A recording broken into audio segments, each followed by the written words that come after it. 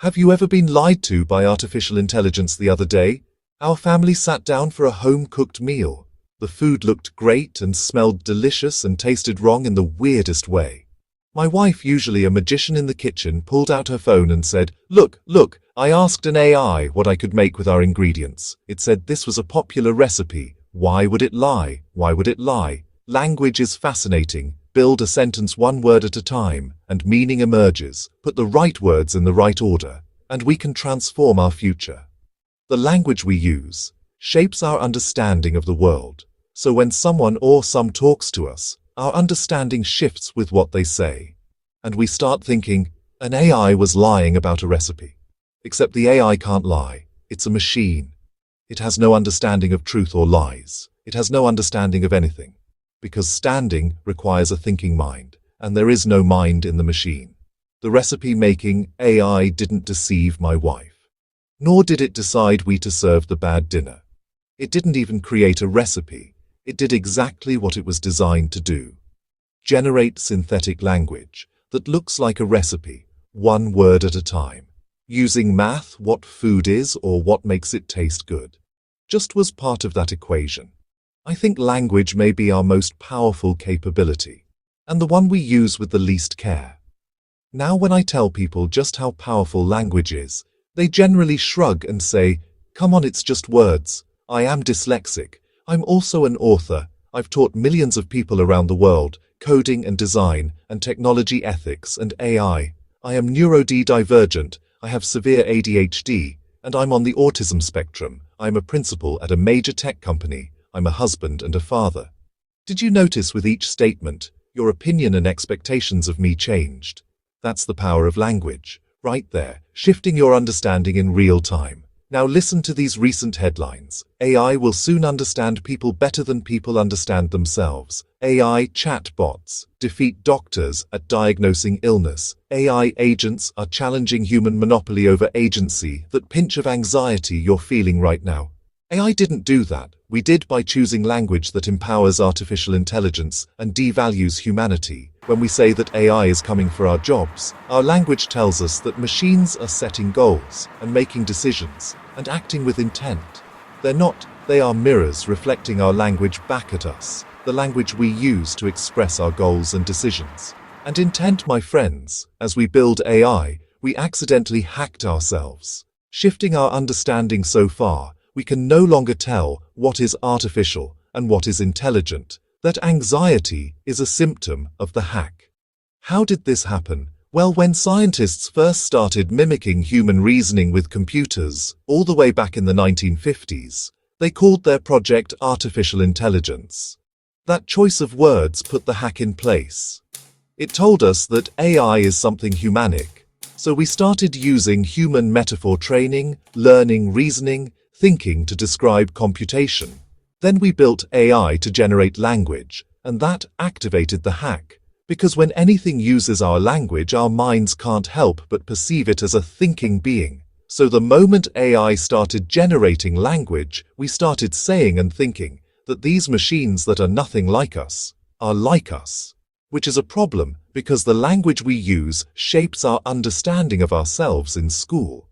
I was told I had difficulty learning. It didn't matter that I was excelling in my schoolwork. I had a learning disability, and that language limited my agency and my future.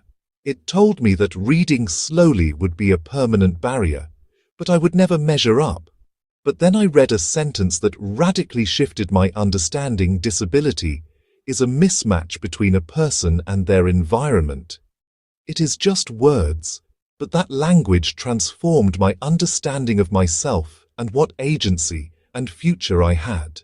And it empowered me to explore how technology could be used to modify my environments, to better meet my needs. And today, I can choose, spend 6 months slowly enjoying a printed book at my own pace, or choose AI to generate audiobooks and power through 2 or 3 in a month, spent hours scanning hundreds of lines of code, looking for that spelling error, or choose an AI coding assistant that does that work for me automatically today. I see the same thing happening to all of us. In just 2 years, we've gone from our very first chats with AI to working alongside AI assistants and agents. And now the people who are building AI are saying that superintelligent artificial general intelligence that will fundamentally transform the very fabric of our society is just beyond the horizon. Or maybe here in a few years, or possibly next month, our language is telling us that AI is becoming better than us, and that we are no longer measuring up, and that language limits our agency and our future. That's the hack, right there. And the good news is, once we see it for what it is, we can use our language to shift our way out of it. We can use our language to unhack ourselves. First, some grounding artificial intelligence is a huge scientific field. But when we talk about AI today, we're mainly talking about a small part, called language models.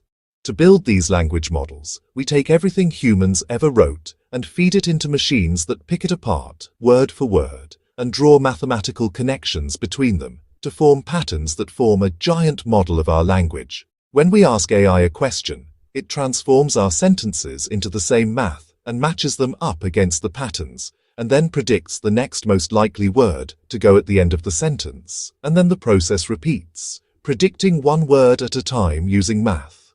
No understanding, no truth or lies, no goals and decisions, and intent. Just amazing computer science applied to our amazing language. When you understand how A works, it suddenly seems far less magical and far more mechanical. And yet chat with AI. And it still feels like there's a mind in the machine. Because this is all still brand new, and we're in limbo right now. Somewhere between the way the world was before I and whatever comes next.